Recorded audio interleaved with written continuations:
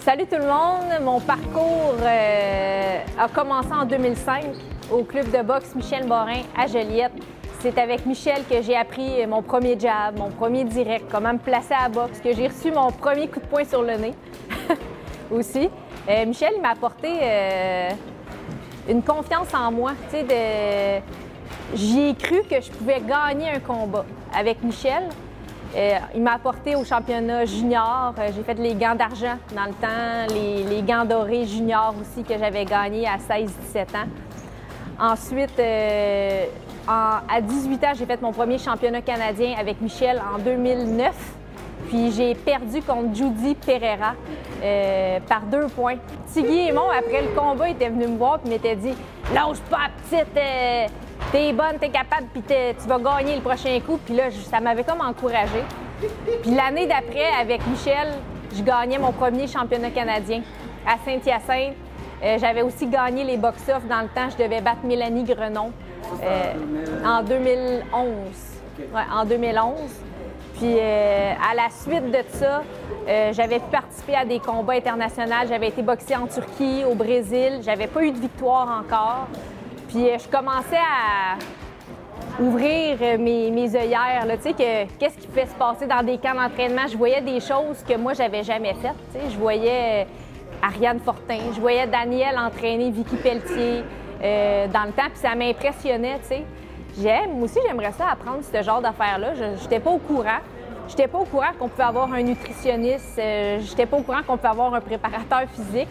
Puis c'est pour ça que j'ai décidé d'aller avec Daniel. Je l'avais vu entraîner les filles dans un championnat canadien. Puis j'avais pas pu boxer cette année-là parce que je m'étais brisé la main dans une machine. Je m'étais tout écrasé la main. Fait que c'est pour ça que cette année-là, j'avais pas boxé. Puis à la suite, j'avais été voir Daniel, puis j'avais été dire « Excusez, madame, est-ce que vous pensez que vous pourriez m'entraîner? » Puis là, tout ça, s'est rendu à le parler avec Michel. Tout ça s'est fait correctement. Tu sais, il n'y a pas eu de mensonges, de trahison, rien de ça. Tout le monde a discuté. Ça a été fait dans la bonne manière. Puis graduellement, je suis devenue dans la famille de Boxe Montréal. Puis maintenant, ça va faire 12 ans que je m'entraîne avec Daniel. Fait qu'avec Daniel, on a commencé, j'ai appris beaucoup de choses. J'avais des partenaires d'entraînement féminins. Tu sais, justement, avec Vicky Pelletier, j'ai tellement fait de sparring. Je pense que c'est mes plus beaux souvenirs de sparring, c'est avec Vicky Pelletier.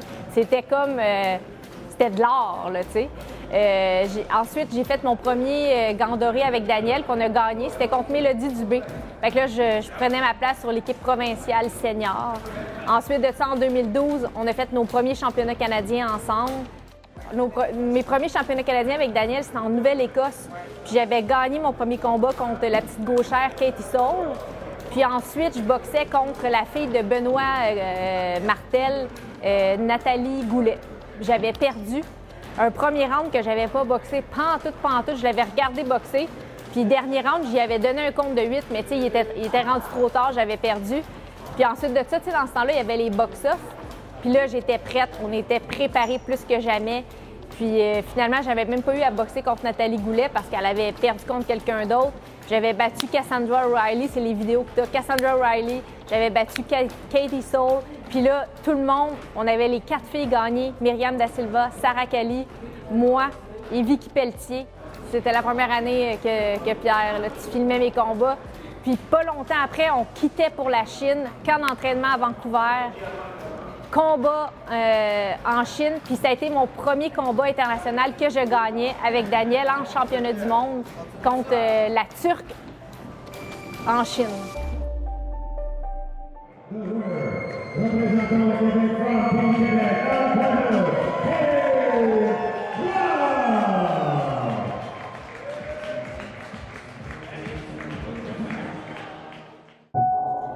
Les championnats continentaux à Cornwall, moi j'avais perdu contre l'Américaine Alex Love dans un bon combat, ça avait été un bon combat. Puis c'est la première fois que j'avais pu voir Clarissa Shield boxer. On en entendait parler, elle avait juste 17 ans, c'est une prodige. Puis c'était son premier vrai test, elle boxait contre Mary Spencer qui était double ou triple championne du monde à ce moment-là. Puis elle l'avait battue. Puis tout le monde en avait été témoin, là, ça avait été assez impressionnant à regarder.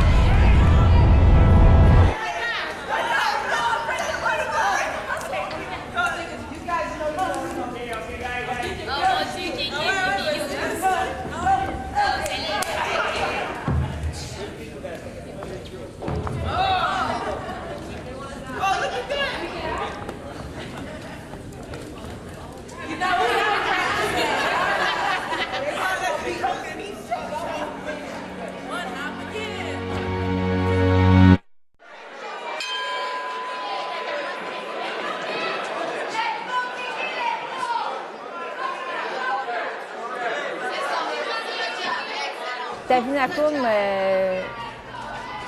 ça, c'est mon plus grand regret de jamais avoir pu reboxer avec elle puis l'avoir battue. Tu sais. Je l'avais battue une fois, j'avais boxé contre Mackenzie Wright, je l'avais battue, j'avais boxé contre Tavinacum, je l'avais battue, il fallait que j'arbatte une deuxième fois, puis j'avais perdu dans un combat très, très serré, une décision partagée. Puis à ce moment-là, après, j'ai décidé d'arrêter de boxer. Ça m'avait fait vraiment mal. Tu sais, je sentais que je méritais ma place. J'avais tout donné à l'entraînement, j'avais rien manqué, j'avais tout fait ce que je devais faire. Puis j'ai vraiment pris un step back. Je suis retournée à Joliette. Je travaillais à l'hôpital dans ce temps-là. Puis pendant 7-8 mois, j'ai même pas levé un haltère, j'ai même pas couru, j'ai même pas sué, j'ai rien fait. Je voulais plus rien savoir de l'entraînement.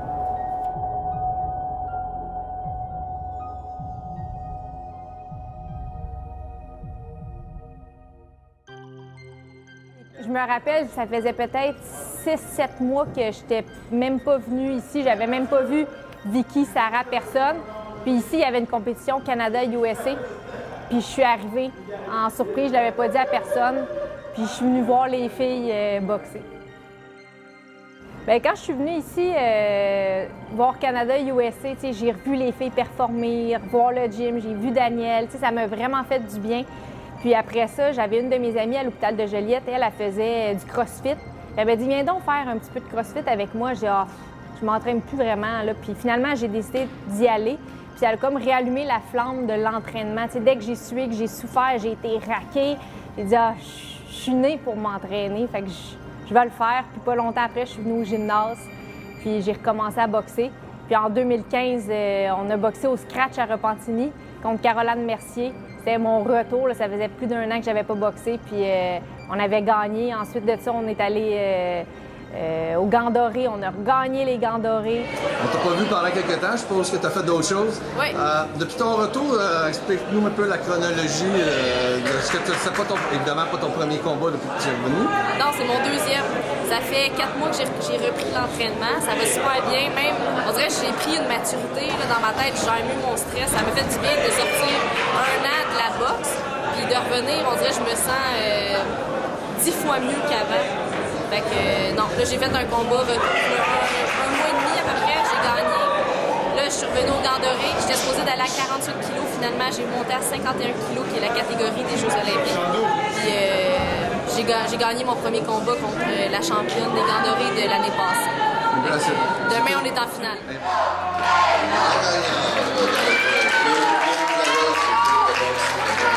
On a été boxeuse du tournoi. On a gagné les championnats canadiens. Fait qu'on est parti, on n'avait plus rien, puis on a tout reconstruit graduellement. Puis on est revenu à la même place qu'on était. Puis encore meilleur, je pense. T'sais, plus sage, plus mature, scolarisé. J'avais fini mon secondaire 5, ce que j'avais pas pu faire avant. Fait que j'avais fait un peu d'avancement dans ma vie personnelle. Puis ça m'a aidé dans ma boxe.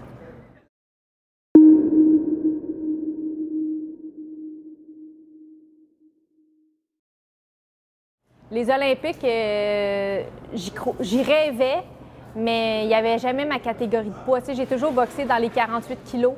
Fait que j'ai essayé quand même d'aller à 51 pour essayer de battre Mandy, mais j'ai pas réussi à battre Mandy.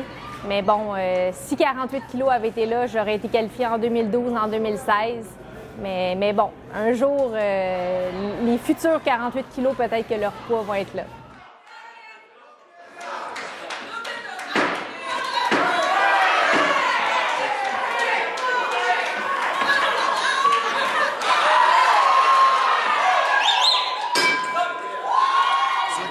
Elle a été capable de s'ajuster. Elle s'est battue, comme on l'a dit, avec une très bonne boxeuse. Je veux dire, Mandy, c'est quelque chose de solide. Puis d'avoir fait une performance comme ça dans si peu de temps, après une longue année d'absence, c'est incroyable. C'est sûr qu'elle peut espérer aller aux Jeux olympiques en 2020. Ça a été une très belle année, 2016. On avait été... j'ai battu Anne Marcotte, j'avais battu Heather McIsaac, qui était très grande. J'avais gagné mes 2 combats par TKO cette année-là au championnat canadien.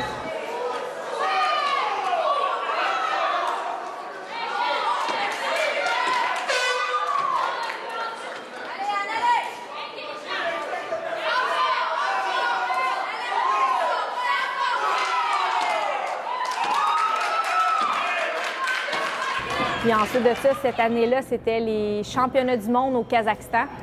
Sarah, elle avait gagné la médaille de bronze au championnat du monde.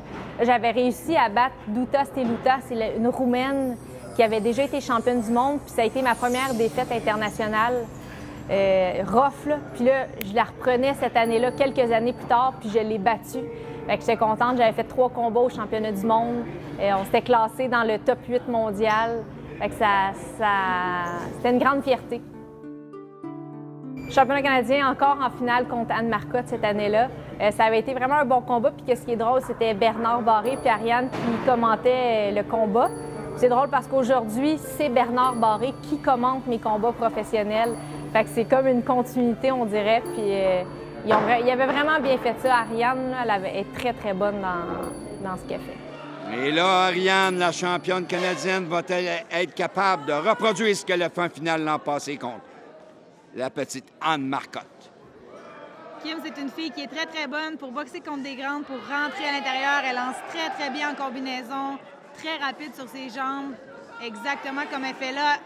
Commencer au corps, monter à la tête, c'est quelque chose qu'elle fait très bien. Et c'était payant, hein, Ariane, avec son crochet à la tête. Donc, le premier coup d'impact. Et elle le fait très bien, très bien. 1 ou 2 coups au corps et tout de suite, elle monte à la tête. C'est très, très, visuellement, c'est très clair pour les juges dans ce temps-là. Et un beau crochet comme ça, un beau crochet de gauche. Clavel s'impose dès le départ. Oh, la main arrière de Clavel, c'était du solide, ça. Chez les 48 kilos femmes, ça cogne dur. Daniel Bouchard, elle, dans le coin de Kim Clavel, du club de boxe de Montréal. Daniel Bouchard, entraîneur-chef de l'équipe nationale féminine. Elle qui a été une grande championne de boxe olympique et une grande championne en boxe professionnelle aussi. Tout un modèle, enseignante de carrière. Ah, Marcotte, beaucoup plus mobile. Est-ce que ça va durer? Elle qui étire ses grands bras, là. Et le Clavel qui revient avec... Une belle combinaison. Ça, c'était bien exécuté. Clavel a sorti la mitraillette.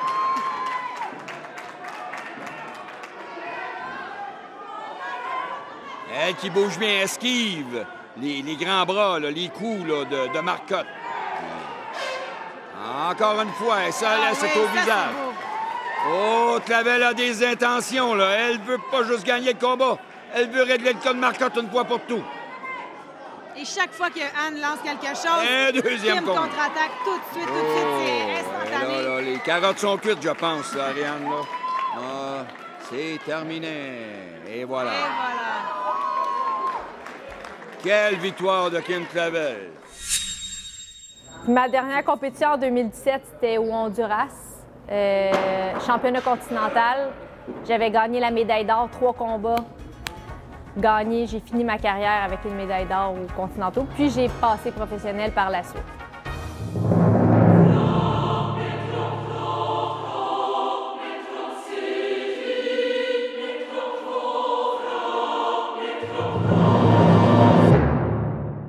Tu te souvenais comment tu étais-tu un peu nerveuse, excitée?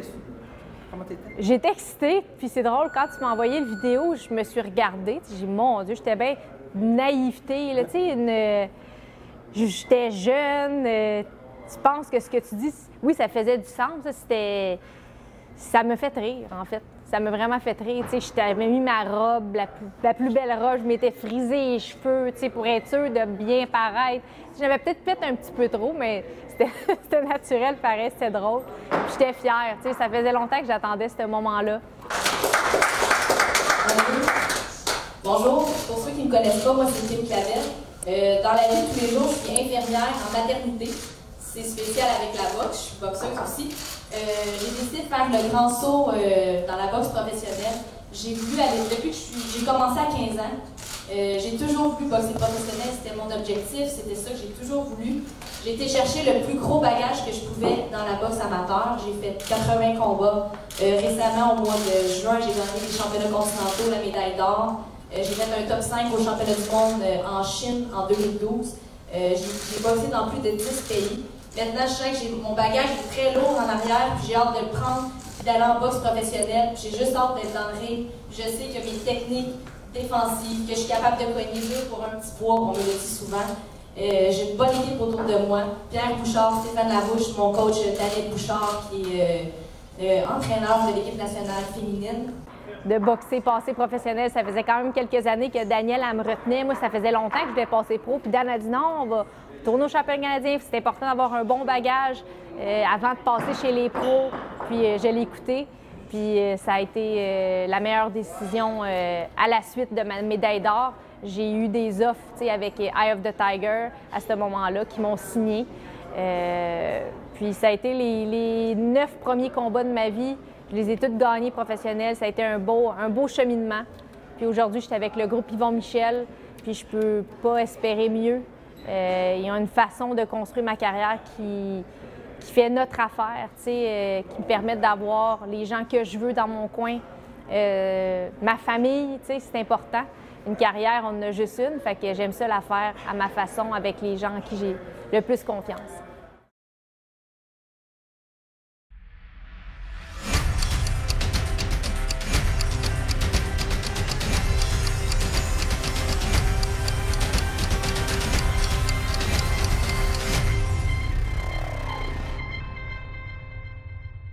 Mon premier combat avec le groupe Yvon Michel, c'était pas mal grandiose quand même. En plein temps de COVID, j'ai eu une opportunité d'aller boxer à Las Vegas. Le stade, la salle, peu importe où est-ce que tu rêves le plus de te battre, ça serait où? MGM. Et pourquoi? Le MGM, je sais pas comment le dire, par exemple. Grandman. On dirait que je dis juste MGM, fait que je sais pas comment que... À Las Vegas? Ouais, à Las Vegas. En tout cas, je me verrais boxer au MGM. Oui. Grandman. En tout cas, ça, là, ouais. à Vegas. Ouais. Puis mon rêve, moi, ça serait de boxer en sous-carte de Vasil Lomachenko ou de Canelo Alvarez ou de Terence Crawford ou, en tout cas... Ou être la tête d'affiche au MGM? Tête d'affiche au MGM Guam Gordon. Au MGM Grand pour Top Rank, sur une carte de Top Rank contre une Américaine invaincue. Mais ici, à Montréal, on n'avait pas de gym. Fait qu'on a décidé de monter au chalet de Daniel puis Stéphane dans le Nord. On s'est entraîné à la Rocky Balboa, dans le bois, dans l'eau, en kayak, courir dans les montagnes à la barouette, à la roche. Puis on s'est entraîné pour affronter Nathalie Gonzalez.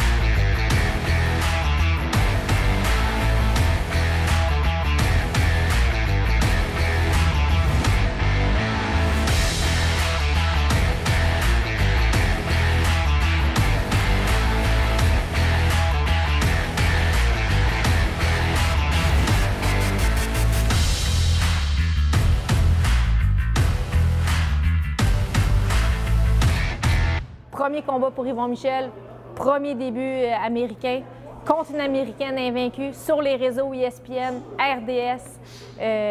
Yvon était le commentateur de mon combat, l'analyste avec Jean-Paul Chartrand. Fait que c'était... j'avais du poids sur les épaules, mais on a livré la marchandise comme un poisson dans l'eau. C'était quelque chose. C'était tellement drôle parce que j'ai eu une entrevue avant le combat, puis j'en ai mis, j'ai exagéré un petit peu, puis là, j'ai dit que j'avais fait du sparring avec des ours dans le bois, puis on riait, on avait eu du plaisir. Puis quand j'ai boxé, on entend vraiment bien le commentateur de ESPN dire « She spar a bear in the hood ».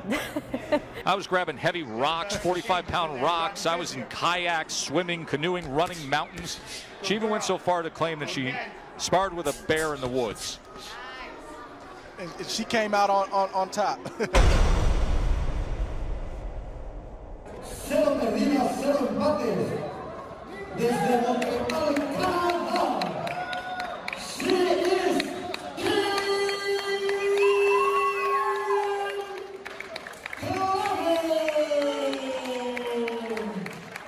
C'était une expérience spéciale au Mexique, puis j'en parlais avec Daniel, puis je disais, Tu sais, pas le Madison, le MGM, c'est tellement beau, tu sais, c'était tout luxueux, puis la grosse affaire. Mais je voulais vivre aussi, c'est con, mais de boxer dans la crasse. Tu sais, là, le Mexique, c'était un fond de grotte, on peut dire. Là. Il y avait des chaises en plastique, il n'y avait même pas de toilettes. Tu sais, c'était à la rough. Mais les gens qui étaient là, c'était des vrais passionnés de boxe. Tu sais, le ring, c'était comme quasiment un matelas. On renfonçait de tout ça. Là, puis on avait un adversaire, tu sais, qui n'avait pas une fiche gagnante, mais une tough, tu sais, une vraie tough de fond de gym du Mexique qui était habituée de faire du sparring puis à boxer contre toutes les championnes du monde. Tu sais, une vraie journeyman tough.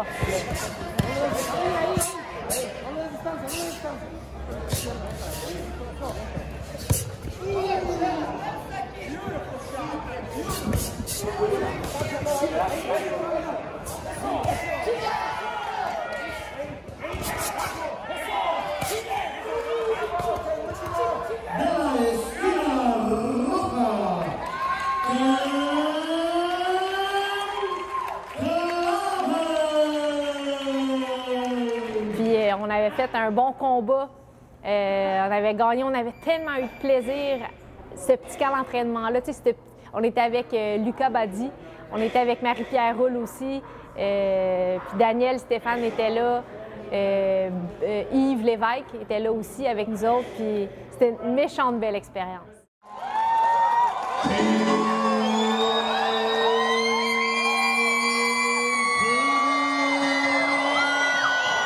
Après ça, bon, on a eu le combat le 28 août. À date, je pense que ça a été vraiment, ce combat-là, ça a été mon plus grand test en carrière. Maria Vargas, c'était une fille qui a fait un draw en championnat du monde. Tu sais, c'était de calibre international.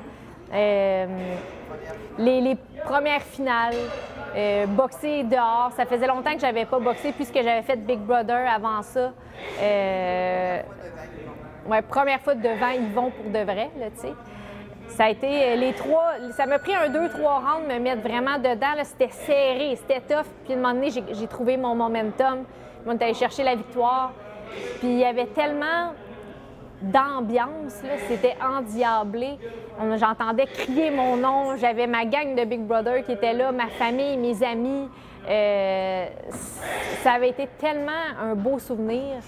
J'oublierai jamais ça. On dirait que c'est ce combat-là vraiment que je me suis dit, je suis prête pour un championnat du monde. C'est le premier combat, justement, tu voulais qu'on parle de Pierre, que Pierre s'est occupé de ma préparation physique beaucoup, Pierre Bouchard. Ouais, mon préparateur physique avait eu un accident, puis il n'avait pas pu, il pouvait pas, tu sais, travailler. Fait qu'à ce moment-là, il y avait Marie-Claude de chez Actiform qui s'occupait de ma musculation. Puis Pierre Bouchard s'occupait de toute mon énergétique, le volet, les sprints, les énergétiques, les circuits et tout. Fait que Pierre a été vraiment, vraiment très impliqué. Puis il a été pour la première fois de retour dans mon coin comme cutman. Parce qu'à Vegas, en temps de pandémie, on n'avait pas le droit d'avoir plus de 2 personnes. Puis le cutman était déjà inclus là-bas. Fait que ça a été... on a renoué, Pierre et moi, ensemble. Puis depuis ce temps-là, il est dans mon coin à chacun de mes combats. C'était vraiment un combat, puis pour savoir on est rendu où. Est-ce qu'on est à ça d'un championnat du monde ou on est à ça? Puis après ce combat-là, j'ai vu qu'on, en équipe, on a vu qu'on était à ça. Puis ça nous a permis de voir mes petites lacunes, mes forces. Puis on a été travailler beaucoup le volet défensif, bouger la tête, esquiver, pas recevoir beaucoup de... des coups de poing pour rien, parce que des fois, je deviens émotive, je suis une guerrière, puis j'aime ça d'en donner pour le public. Puis ça reste que pour avoir une belle et longue carrière, il faut prendre soin de notre tête. Puis j'ai une petite peau de papier aussi. Tu sais, j'ai une petite peau qui marque facilement.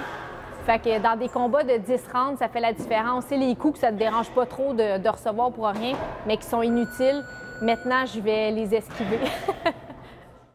Dans le monde de la boxe, oui, c'est du sport, mais des fois, on rencontre des gens qui te suivent pour le restant de ta vie. Moi, Sarah Kali, c'est une de mes meilleures amies. T'sais, elle a gagné la médaille de bronze au championnat du monde en 2016 au Kazakhstan. Puis aujourd'hui, elle a toujours su que je voulais devenir professionnelle. Puis elle m'a toujours accompagnée là-dedans. Maintenant, elle est dans chacun de mes coins. Elle est dans mon vestiaire. C'est ma confidente. On a été roommate dans tellement de compétitions internationales. Puis Sarah Kali est toujours là. Puis maintenant, elle essaie de se qualifier pour les Jeux olympiques de 2024. Puis on s'encourage l'une et l'autre dans notre rêve. Puis on va toujours être là ensemble, peu importe c'est quoi l'objectif. Kim, dans la boxe, c'est une personne, comment je pourrais dire, qui a faim. C'est une personne déterminée, disciplinée. C'est une personne que quand elle fait les choses, elle va all-in à 100%. Même pas, je dirais à 200%. Elle est focus. Quand elle veut quelque chose, elle va aller chercher, peu importe les obstacles qui vont arriver. Le combat de championnat du monde contre Yesenia Gomez était supposé être le 17 décembre 2021 au Centre Bell, en sous-carte d'Arthur Beterbiev. À la suite d'une blessure que j'ai eue, on a avisé le groupe Yvon Michel qu'on n'était pas en mesure de se battre. Ensuite de ça, le combat a été remis le 11 mars au Casino de Montréal. C'est maintenant le groupe de Yesenia Gomez qui ont décidé de retarder le combat dû à la COVID. Elle n'était pas prête pour se battre là. Nous, on a décidé quand même de se battre le 11 mars, puisqu'on était déjà en préparation, qu'on a boxé contre Mariela Valverde. Merci Bernard, c'est quasiment gênant de parler après toi, t'es tellement bon. Merci tout le monde d'être ici aujourd'hui. Pour de vrai, je suis tellement de bonne humeur, je suis tellement heureuse d'enfin voir du monde autre que par mon ordinateur en virtuel. Ça fait du bien, c'est la vie, c'est l'humain, c'est le fun, la proximité, puis ça s'en vient. Merci à toute l'équipe. Ils vont vraiment, là, je sais que les dernières années, ils n'ont pas été faciles, mais tout le monde, je pense que la force du groupe Yvon Michel, c'est l'union. C'est vraiment une famille. L'union fait la force. Yvon, Alexandra, Claire, toute l'équipe qui sont toujours là. On n'a jamais de soucis en tant que boxeur. Ils s'occupent beaucoup. C'est fou. La semaine de combat, l'adrénaline que j'ai dans mes muscles en ce moment, j'ai tellement hâte de vous montrer ça vendredi. Si vous pensez que j'ai bien boxé le 28 août, vous allez voir, le 11 mars, c'est encore plus. À chaque combat, dans mes camps d'entraînement, je veux m'améliorer. J'apprends des nouvelles choses. Je suis encore plus explosive. J'ai des petites surprises que j'ai jamais fait encore dans un ring que là, je vais faire. Puis, mon objectif ultime, c'est d'être championne du monde. C'est mon dernier combat avant d'aller en championnat du monde. Puis, c'est certainement pas son sort qu'elle veut probablement vouloir me lancer qui va m'empêcher. Donc, c'est Lapin et toutes ses affaires pour les remettre dans son chapeau. Moi, je m'en vais pour lui donner une leçon de boxe le 11 mars. Manquez pas ça. Merci tout le monde. C'était un combat de préparation, d'aller essayer ce qu'on avait fait dans le gymnase, devant les gens en stress. C'est du stress quand même, c'est réaliste. Voir le casino, ça faisait longtemps que je n'avais pas boxé là, fait que c'était important d'y retourner avant le championnat du monde. Puis après ça, à la suite de ça, on a su que le championnat du monde allait être le 21 avril. Donc, à l'instant où je vous parle, c'est dans 2 semaines. Fait que finalement, combat de championnat du monde tant attendu le 21 avril. Vous pouvez voir avec toutes les images de Pierre ma carrière qui va m'avoir mené jusqu'à ce jour J. Chaque pleur, chaque sueur va en avoir valu le coup. Puis on est notre équipe ensemble. On s'en va là. On a tous le même rêve. Puis il nous reste à livrer la marchandise, mais physiquement, on est prêt. Mentalement aussi. On va tout donner. Ça va être un grand combat. Puis le 21 avril, je vais avoir la ceinture or et verte autour de la taille.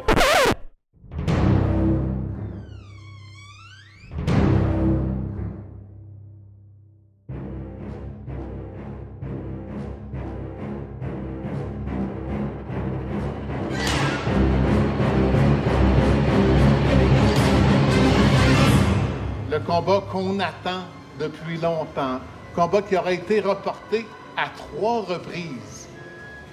On se souvient, le combat devait avoir lieu en décembre l'an passé, en sous-carte d'Arthur Beterbiev. Kim s'est blessé. On a reporté l'événement au mois de mars. Yesenia Gomez n'était pas disponible. On l'a reporté à nouveau le 21 avril. Et cette fois-ci, Kim a attrapé la COVID. Yesenia Gomez, qui était vraiment pas très contente du dernier report, elle va sûrement vous en parler. Elle va affronter Kim, qui, elle, n'est pas tellement contente non plus des commentaires qu'elle a entendus de Yesenia Gomez. Tu sais, vous connaissez Kim la gentille, Kim l'infirmière, Kim l'aidante, Kim qui est souriante. Aujourd'hui, ça me tente pas en tout. Avec vous, oui, mais pas avec Gomez. Elle a dit des choses sur mon équipe. Tu peux dire des choses sur moi, mais dire que mon équipe, c'est une gang de clowns qui est pas sérieux, que moi, je fais semblant d'avoir la COVID. Ça n'a pas passé du tout. Donc, aujourd'hui, habituellement, je m'adresse à elle en espagnol, mais ça ne me tente pas de me forcer pour elle. Mon focus est boxing. La boxe seulement, mon entraînement. J'ai un traducteur, ça va me faire plaisir. Elle peut traduire. C'est une préparation qui est vraiment spéciale. J'ai quelque chose sur le cœur, puis le 29 juillet, je vais aller régler ça, certainement. Gomez, je pense qu'elle pense que je suis une petite boxeuse technicienne, cute, dans le ring. Elle sait pas de quel bois je me chauffe. En ce moment, à l'entraînement, je mange les murs. Je sprint, je sue mon cœur, j'ai ma montre à 204. Je m'épuise, je pèse pas, j'y vais toujours all-in, all-in, all-in dans tout ce que je fais. Autant dans la boxe, j'ai du bon sparring, de qualité. Donc, peu importe ce qu'elle va amener dans le ring le 29 juillet, avec mon équipe, on va avoir une solution, ça c'est certain. Puis, je sais pas si la boxe, c'est comme le vin. Si avec le temps, il augmente en qualité, mais si oui, ce combat-là va être très, très haut en qualité parce que ça fait longtemps que je l'attends. Le 29 juillet, manquez pas ça, je vous promets qu'il va y avoir des flamèches. Ça va être intense. J'ai quelque chose sur le cœur, puis je vais aller le régler le 29 juillet contre Gomez. Je t'avais juste demandé comment ça allait. Je pense que finalement, ça va y être. Ça va y être. Là, le 29 juillet, c'est la bonne, c'est la vraie. Je suis prête. J'ai un petit quelque chose dans l'intérieur qui a besoin de sortir, puis le 29 juillet, ça va sortir. Écoute, j'ai vérifié, j'ai demandé à Derek Pomerleau, qui doit régulièrement au gym, si c'était vraiment vrai que tu mangeais des bandes. Et puis, il a souri, il dit, tu ne croirais pas tes yeux. Donc, puis je sais de toute façon, tu es loin. T'es pas une petite qui compte des menteries parce que tu as toutes tes dents, les belles dents.